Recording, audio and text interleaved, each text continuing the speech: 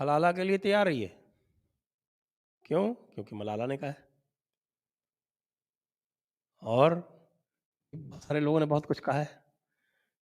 क्योंकि हिजाब फ़र्ज़ है, क्योंकि हिजाब जो है वो अल्लाह ने प्रिस्क्राइब किया है। फिर बहुत सारी चीज़ें और भी प्रिस्क्राइब्ड हैं।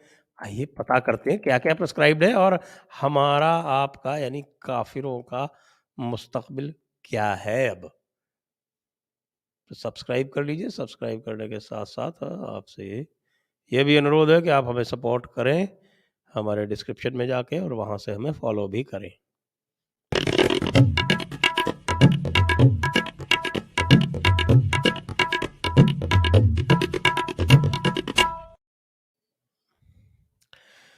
तो साहब टूल किट मार्केट में आ गई है। उस टूल किट का नाम है मलाला। यानी कि ये जो आपका पूरा का पूरा हिजाबी कार्यक्रम चल रहा है कर्नाटक में, उसमें नया ट्विस्ट आ गया है। उसमें नया ट्विस्ट मलाला यूसुफ़ज़ई के रूप में आ गया है। आप जानते हैं ना मलाला जी वो जो जिनको नोबेल प्राइज़ दी गई थी। नोबेल प्राइज़ इसलिए दी गई थी कि उनको जो टीटीपी यानी तहरीक-ए-तालिबान पाकिस्तान के जो आतंकवादी थे उन्होंने इनको गोली मार दी थी इसलिए क्योंकि ये पढ़ाई करना चाहती थीं। और मैं आपको और भी याद दिला दूँ, इन्होंने एक किताब भी लिखी है, उस किताब का नाम है आई एम मलाला। उस किताब में ये लिखती हैं कि वहाँ पर हमें बुर्का पहनना पड़ता है लड़कियों को और वो शटलकॉक जैसी एक ड्रेस होती है जिसके अंदर बिल्कुल ख़ास तौर से गर्मियों में तो बिल्कुल वो ओवन जैसा यानी कि बिल्कुल भट्ठी जैसा हो जाता है और मुझे नहीं पहनना पड़ा लेकिन अब कह रही हैं कि भई भारत में मुस्लिम लड़कियों को हिजाब पहनकर स्कूल नहीं जाने दिया जा रहा है, ये हॉरिफाइंग है। मतलब ये बिल्कुल उन उन उनके उनको हिला देने वाला है। ये हॉरिफाइंग है। और लड़कियाँ कह रही हैं कि they have to choose between hijab and education. तो भाई देवी तो ये तो बहुत अच्छी बात है ना, हिजाब चूज़ कर लो, एजुकेशन की क्या ज़रूरत है? वैसे भी एजुकेशन का कोई काम नहीं है, आखिरकार तो आपको बेगम ही बनना है ना जाके और बेगम बनने के बाद तो कुरान कहती है ना 4.34 की आपको मार ही खानी है, ये भी आपका फ़र्ज़ है। तो मलाला जी और भी आपसे बहुत सारे सवाल लोग पूछना चाहते हैं। वो ये भी पूछना चाहते हैं कि आपका तालिबान को कोई संदेश है क्या? आप भारत को संदेश देती रहती हैं, कभी कश्मीर के ऊपर देती रहती हैं, कभी आप हिजाब के ऊपर देती रहती हैं, कभी तालिबान को भी कोई संदेश देंगी क्या? वहाँ तो एजुकेशन ही नहीं है। यहाँ तो खाली हिजाब मना कर रहे हैं, एजुकेशन तो नहीं मना कर रहे ना। और हिजाब भी क्यों मना कर रहे हैं? क्योंकि हमें ये पता है कि हिजाब का मतलब क्या है। हिजाब जो है अपने आप को सुपीरियर दिखाने और दूसरों को गुलाम दिखाने का एक तरीका है क्योंकि जब हम जाते हैं हदीसों में और पढ़ते हैं तब बताया जाता है कि साहब कि तुम अपना चेहरा मोहरा इसलिए कवर कर लो कि जिससे तुम सताई ना जाओ। क्यों? ये सताए जाने का क्या मतलब है? आप ये जानिए कि ये इतनी एडवांस्ड सोसाइटी थी, इतनी एडवांस्ड सिविलाइज़ेशन थी कि वहाँ पर लड़कियों को गुलाम बना के रखना, उनका शारीरिक शोषण करना, ये आम बात थी। तो इसलिए जो इस्लाम में जो आ गईं, उनको ये कहा कि तुम जो है ना अलग से दिखो थोड़ी-सी। क्योंकि बाकियों को तो हम मांस के लोथड़े की तरह उपयोग करेंगे और उनके साथ जो चाहेंगे वो करेंगे। अब यहाँ कह रहे हैं कि भई तुम अलग से दिखो क्योंकि बाकी जो काफ़िर औरतें हैं उनके साथ तो आप जानते हैं ना कि वो तो मांस के लोथड़े की तरह हैं। और ये सब बातें होती हैं, ये मदरसों में सिखाई जाती हैं। मैं बोल रहा हूँ आपको और आप जानते हैं कि मैं बहुत कुछ जानता हूँ इन लोगों के बारे में और इस मज़हब के बारे में। आप मुझ पे यकीन नहीं करते तो आप हमारे पुराने बहुत सारे एपिसोड देख लें, हमारे यहाँ तो कई सारे मुस्लिम स्कॉलर आके यही बातें बता गए हैं, जो आज बता रहे हैं। और फिर एक मुकदमा चल गया साहब हाई कोर्ट में, उसके बारे में भी थोड़ी बात कर लें, जो मुकदमा जो है वो क्या चल रहा है। और मुकदमे में आज कुछ नहीं हुआ, बल्कि थोड़ा-सा क्या है कि वो लार्जर बेंच को चला गया, और वो लार्जर बेंच को जाएगा तो उसमें और भी लार्जर बहसें होंगी, और सभी भी जितने टूल किट वाले हैं, उनको सोशल मीडिया पे और न्यूयॉर्क टाइम्स पे, वॉशिंगटन पोस्ट पे जाके और हिजाब का समर्थन करने का मौका मिलेगा। लेकिन जो आर्ग्यूमेंट दिया गया पिटिशनर की तरफ से, वैसे आपको ये भी बता दें कि जो पिटिशनर की तरफ से वकील साहब जो थे, सीनियर एडवोकेट कामत साहब, वो कांग्रेस के सक्रिय सदस्य हैं, तो कांग्रेस का हाथ टुकड़े-टुकड़े के साथ। जहाँ टुकड़ा-टुकड़ा होगा, जहाँ देश को बाँटने का प्रयास होगा, जैसा कि मोदी जी ने कह ही दिया था, आपको ध्यान है। मोदी जी पहले ही इसको डिक्लेयर कर चुके हैं, उनको लगता है, अनुमान था कि आगे और भी कुछ करेंगे जाके, तो इन्होंने अब जाके यहाँ पर इस हिजाब वाले मामले में भी अपने ही वकील को आगे कर दिया है कि अरे भैया, हिजाब करना बहुत ज़रूरी है, जिससे पूरे देश में इस प्रकार का एक माहौल बने, और इस प्रकार का माहौल बन के सब अलग-अलग दिखें, और पूरा देश जो है वो विभाजित हो जाए इसी प्रकार से जैसे विभाजन के समय हुआ था। लेकिन पाकिस्तान तो जिन्ना ले गया था। तुम्हारा क्या इरादा है कांग्रेस वालों? तुम भी क्या कन्वर्ट करने वाले हो?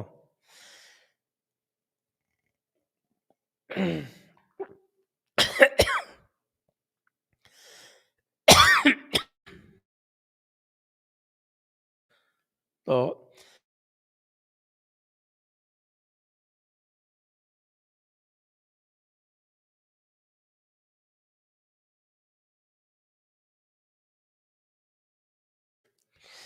तो सवाल ये है कि आर्गुमेंट क्या किया गया वहाँ पर? आर्गुमेंट ये किया गया कि साहब के कुरान में लिखा है कि हिजाब पहना जाना चाहिए, कवरिंग होनी चाहिए। तो बात तो आप मान भी सकते हैं, सही भी हो सकती है। हाँ, आपको 33 आपकी जो सूरत है उसमें है कुछ इस बारे में। लेकिन भाई ये तो बताओ कि कुरान में और भी बहुत कुछ लिखा हुआ है। कुरान में तो बहुत कुछ लिखा हुआ है। तो क्या वो सारी चीज़ें भी आपकी फ़र्ज़ हो जाएँगी क्या? जो कुरान में जो 5 तौर तरीक़े हैं, कहते हैं साहब कि फ़र्ज़, वाजिब, फ़र्ज़ का मतलब ऑब्लिगेटरी सबको करना है। फिर वाजिब मतलब डिज़ायरेबल, और उसके बाद फिर और भी उसके तरीक़े हैं। अ, तो ये कहा गया कि साहब कि वैसे तो मुझे ये पता था कि जब फ़र्ज़ जो है वो तो 5 ही होते हैं कि साहब कि ईमान, नमाज़, रोज़ा, ज़कात और हज। लेकिन अब ये बताया जा रहा है कि साहब कि कुरान में जो भी लिखा है, वो सब फ़र्ज़ है। तो कुरान में क्या-क्या लिखा है ये समझना पड़ेगा। कुरान में क्या-क्या लिखा है? को 2-4 चीज़ें बताऊँ आपको? वैसे तो बहुत सारी हैं। 2.216 जिहाद मुसलमानों के लिए फ़र्ज़ है। तो अब क्या साहब जिहाद को भी एक्सेप्शन मिल जाएगा कि साहब सब सारे के सारे जिहाद करें, काफ़िरों को मारें। जिहाद फ़र्ज़ है, क़िताल फ़र्ज़ है। क़िताल का मतलब होता है लड़ाई। जिहाद का मतलब तो आप जानते हैं, जिहाद दीन हक़ की ओर बुलाने और उससे इनकार करने वाले से जंग करने को कहते हैं। ये जिहाद की परिभाषा है। फिर इसमें ये भी कहा गया है, जैसे मैं आपको बताता हूँ कि बहुत सारी बातें हैं कि साहब कि तुम्हारी औरतें तुम्हारी खेती हैं। अब औरतों में लौंडियाँ आती हैं, और काफ़िर की औरतें जो हैं वो तो माले गनीमत हैं। फिर कहते हैं कि साहब कि आप देखिए, ये एक मैं आपको और ख़ास बिल्कुल आयत सुनाता हूँ। वो कहती है कि साहब कि आयतल कुर्सी बोलते हैं उसको, बहुत फ़ेमस है 2.255। ये कहती है कि अल्लाह के अलावा किसी और को पूजा स्वीकार करने का अधिकार नहीं है। तो साहब ये भी लागू होगी क्या? फिर ये कहते हैं कि साहब कि जो काफ़िर है, वो ही ज़ालिम है। तो जैसे हमने देखा था ना एक वो कौन-सा वो टारगेटेड कम्युनल वायलेंस एक्ट आया था जिसमें ये कहा था कि आप जो हिंदू है, वो ही हमेशा दंगा करेंगे, भले ही दंगा कहीं से किया हुआ है, कि उन्हीं को माना जाएगा, ऐसा माना जाएगा। तो इसलिए तो काफ़िर ही ज़ालिम है साहब। और क साहब कि अकेला जो कोई मज़हब है अल्लाह की नज़र में वो इस्लाम है। फिर कहा कि साहब कि तुमको अल्लाह और रसूल का गुलाम रहना है। और फिर आप ये भी कहते हैं कि साहब कि जो भी काफ़िर है उसको तो बहुत तगड़ी सज़ा देनी है। फिर कहते हैं कि साहब कि मस्जिद में आप असलहा रख सकते हैं। एक आदमी अपनी बीवी की पिटाई भी कर सकता है 4.34। और फिर कहते हैं कि साहब कि जिहाद फ़ी सबीलिल्लाह जो है वो फ़र्ज़ है। यानी वही जिहाद की ये 4.84।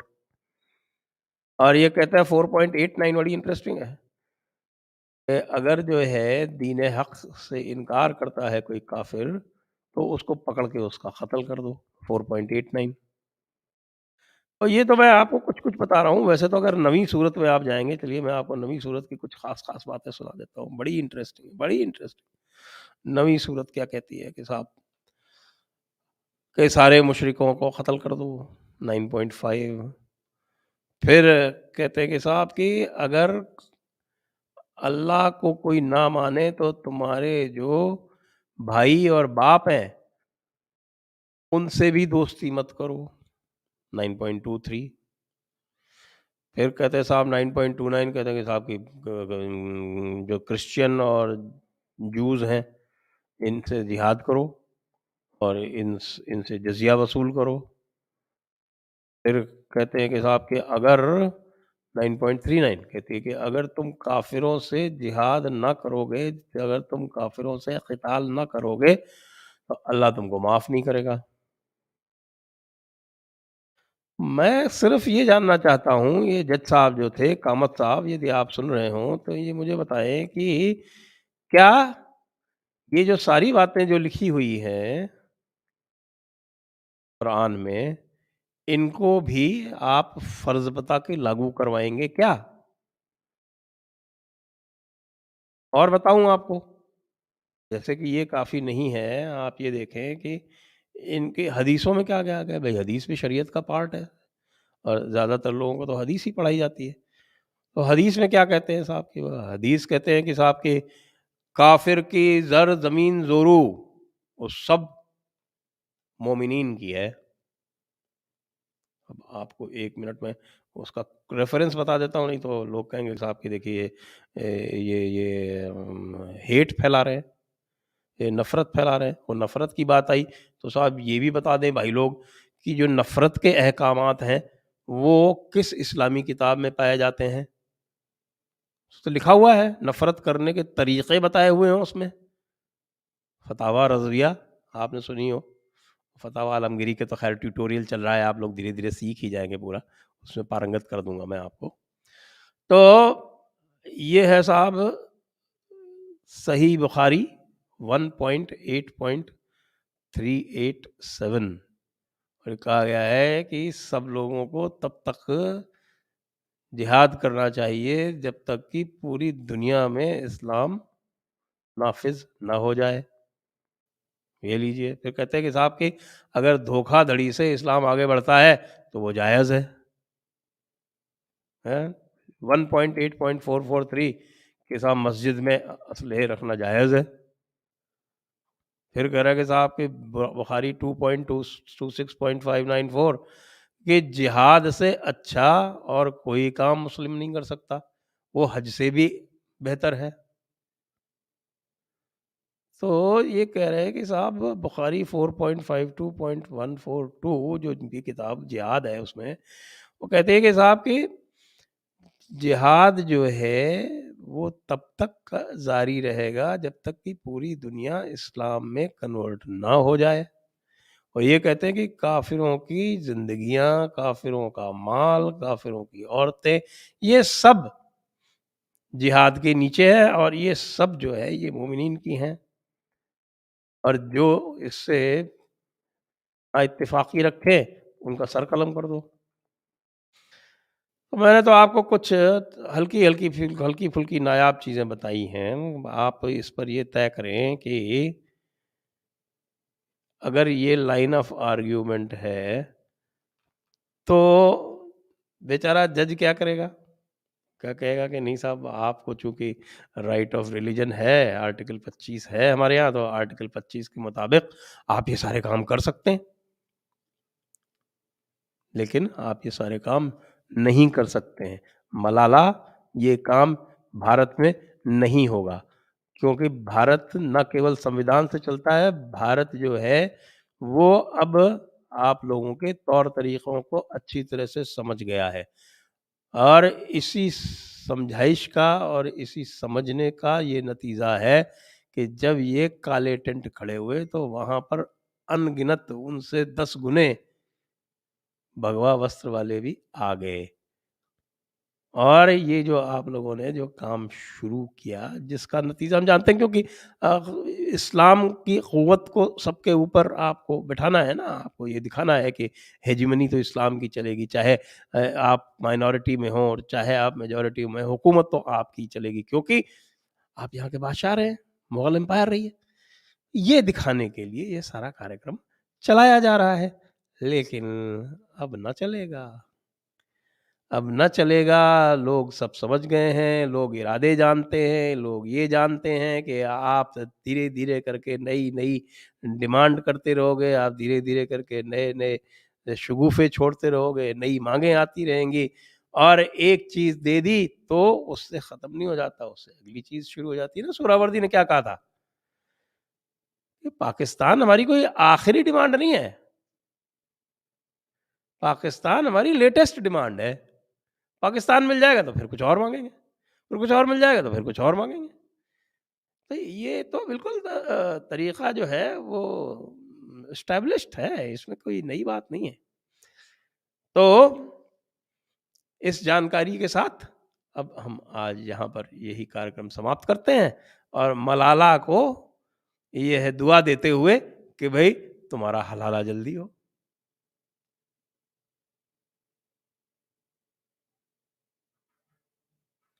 विनीत जोशी जी, आपको धन्यवाद।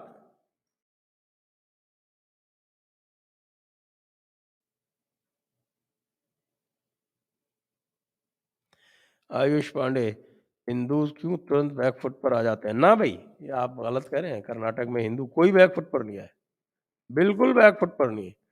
फ्रंट फुट पे हिंदू भी खेल रहे हैं और सरकार भी फ्रंट फुट पे खेल रही है। आप जाके गूगल करके देख लें, जो आज आर्ग्यूमेंट्स हुए हैं वो उपलब्ध है, वेबसाइट पर उपलब्ध है, गूगल करके देख लें, आपको पता चल जाएगा कि सरकार ने कितना पुरज़ोर विरोध किया, जिसके कारण जब जो जज साहब थे, वो इस पूरे प्रकरण को लार्जर बेंच को रेफ़र कर रहे थे। लार्जर बेंच को रेफ़र करते समय उनके ऊपर बड़ा दबाव डाला गया। संजय हेगड़े थे उसमें भई, वो भी तो आप टूल किट के एक पार्ट हैं। उनके द्वारा दबाव डाला गया कि इसमें जो है वो इंटरिम ऑर्डर दे दिया जाए, लेकिन उन्होंने नहीं दिया। ऐसा नहीं है, बिल्कुल इस तरह से इतना निराश हताश भी ना हों।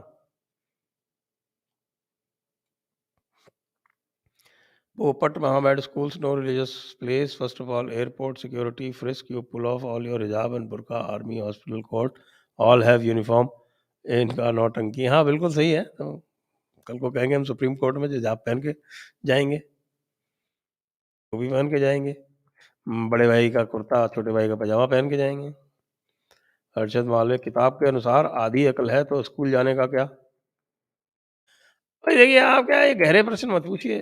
इससे तो क्या है कि सेक्युलरिज्म खतरे में पड़ जाएगा। नेक्स्ट।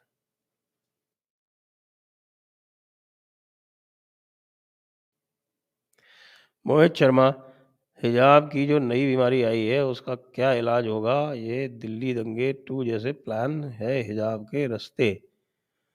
हाँ, लेकिन मुझे लग रहा है कि इस समय सरकार अधिक चौकस थी और उसने जो है वो पूरी तरह से आदेश निकाल के इसके ऊपर बैन लगा दिया है।